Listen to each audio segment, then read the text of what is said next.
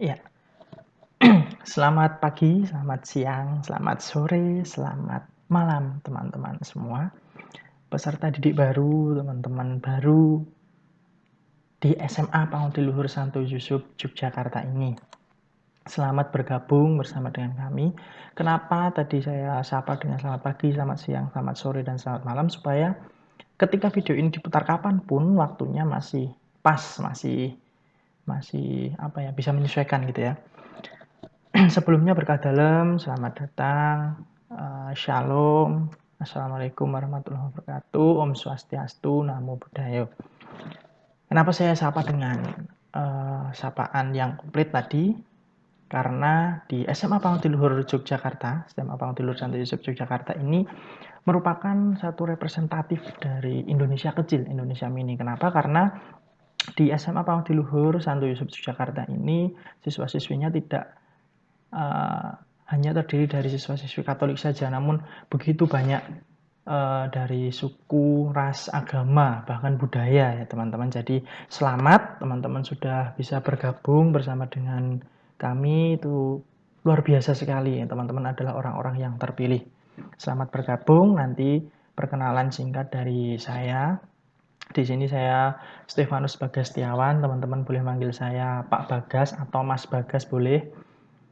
Saya sebagai guru bimbingan dan konseling menggantikan Ibu Indri yang pada tahun ini memutuskan untuk pensiun, pengajuan pensiun dini. Sebenarnya sudah sejak lama tapi baru dikabulkan di tahun ini begitu ya. Karena beliau mau fokus kepada pelayanan, kepada organisasi sosial yang sudah beliau bangun sejak lama. Luar biasa sekali, respect buat Bu Indri. Kemudian saya di sini nanti tidak sendiri, teman-teman. Saya akan ditemani oleh satu guru BK senior, namanya Ibu Sisilia Peniati. Beliau mengajar dari tahun 83 di Cirebon, pengalaman mengajar beliau. Kemudian sempat mengajar di SPG Pangutiluhur, kemudian masuk di SMA ini tahun kalau nggak salah tahun 89. Nanti kita boleh cross check bersama-sama ya teman-teman. Jadi dari SMA ini angkatan pertama beliau sudah masuk, jadi kurang lebih hampir 30 tahun begitu. Luar biasa sekali, respect Bu Penny. Nanti kita banyak belajar teman-teman di sini. Kita akan mengenal apa sih bimbingan dan konseling itu. Tentunya berdasarkan namanya bimbingan dan konseling, kami akan senantiasa memberikan bimbingan-bimbingan, layanan-layanan kepada teman-teman. Kalau biasanya anak-anak muda itu kan gundah, galau, merana, gegana, gelisah, galau, merana, kayak gitu. Bab apa, apapun, bab pendidikan, bab akademik, bab percintaan mungkin, relasi, pertemanan, apapun boleh ke kami gitu ya. Nah, bimbingan dan konseling apa sih itu? Kami itu mempunyai visi dan misi sebenarnya. Visi kami adalah mengacu kepada kehidupan manusia yang membahagiakan. Jadi kita nanti akan lebih mendalami, lebih belajar tentang hal itu.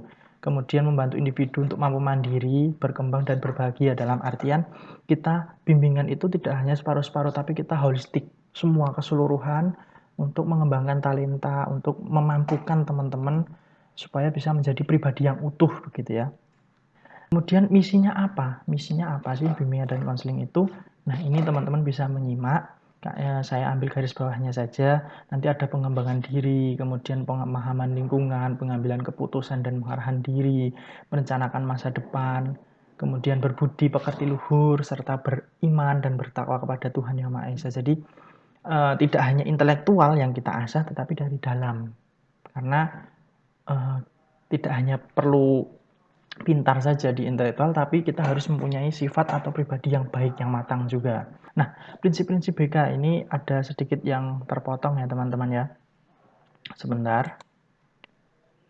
Baik, mohon maaf ini ada sedikit yang terpotong, nanti bisa disimak di e-learning teman-teman, nanti akan diajari bagaimana membuka e-learning. Jadi prinsip-prinsip dari layanan bimbingan dan konseling ini, kami melayani semua individu, semua pribadi, tidak memandang umur, jenis. Makanya tadi seperti yang saya sampaikan di awal adalah SMA Pangutiluhur ini sebagai representatif dari Indonesia kecil yang begitu beraneka ragam ras, suku, agama, dan budaya, status sosial, ekonomi, apapun itu. Nah, di bimbingan dan konseling pun begitu juga. Jadi sudah cocok, sudah pas ya teman-teman. Tidak perlu khawatir lagi ketika memiliki apa keresahan atau apapun, nanti bisa ngobrol-ngobrol bersama kami. Nanti kita akan dalami ini bersama-sama. berurusan dengan pribadi dan tingkah laku yang unik, karena memang setiap pribadi itu unik, memiliki karakternya masing-masing ya. Ada beberapa nanti kita pelajari bersama-sama. Gitu. Kemudian selanjutnya kita masih sama di prinsip-prinsip. Kemudian kegiatan-kegiatan. Nah, mohon maaf sebentar, ini ada sedikit yang terpotong. Nah, begini. Kegiatan layanan BK itu apa saja? Apa saja yang ada di bimbingan dan konseling itu seperti apa saja? Nah, ini teman-teman bisa menyaksikan sendiri, bisa membaca sendiri. Jadi kita akan ada layanan bimbingan klasikal, nanti bentuknya di kelas kayak begitu. Cuman dalam masa ini karena pandemi ini mungkin nanti kita bisa melalui daring atau online. Begitu ya, mungkin dari Zoom, Google Meet atau video call nanti mungkin begitu. Kemudian nanti ada beberapa masih banyak layanan dari konseling individual, kelompok dan segala macamnya. Nanti kita akan belajar itu.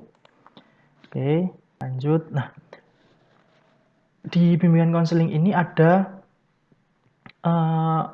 bidang bimbingan. Kita memiliki 4 bidang bimbingan, teman-teman. Nah, keempat bidang bimbingan itu apa aja? Yang pertama bidang pribadi. Pribadi itu nanti kita lebih kepada individu, personal, kita pendekatan secara personalis dan segala macamnya. Kemudian bidang sosial, nanti bagaimana relasi teman-teman, bagaimana dalam teman-teman berinteraksi, dalam bergaul, berrelasi, kayak gitu. Kemudian bidang belajar, tentu saja kita tidak hanya mementingkan tentang karakter, meskipun itu juga perlu, tetapi juga harus ada intelektual, ada kognitifnya gitu ya. Kemudian bidang karir. Nah, kalau untuk bidang karir ini di SMA, karena kita tidak menutup mata ya, teman-teman sudah memasuki masa SMA, berarti sudah transisi peralihan antara anak-anak akhir, remaja awal, kemudian atau remaja akhir bahkan menuju ke dewasa awal. Yang mana kalau seorang dewasa itu sudah akan membentuk atau mengkonsep, memikirkan masa depannya seperti apa. Baik nanti dari sekolah, dari selepas SMA, ini akan kuliah atau langsung bekerja. Nah, itu nanti kita akan membicarakan di sana. Dan untuk bidang karir ini mungkin teman-teman nanti akan lebih banyak berinteraksi dengan Bu Penny, karena beliau yang lebih berkompeten dan mempunyai relasi yang baik tentang berbagai universitas dan bidang pekerjaan yang ada di Indonesia, begitu.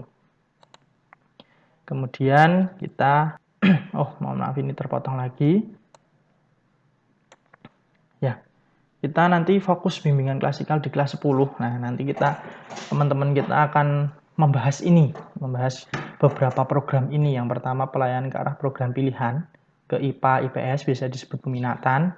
Kemudian penyesuaian diri teman-teman di lingkungan sekolah, kemudian cara belajar itu bagaimana, atau cara mengatur waktu itu bagaimana, kemudian emosionalnya juga penting, pemahaman diri, kemudian konsep diri, motivasi belajar, pendidikan seks bagi remaja itu juga penting di era sekarang.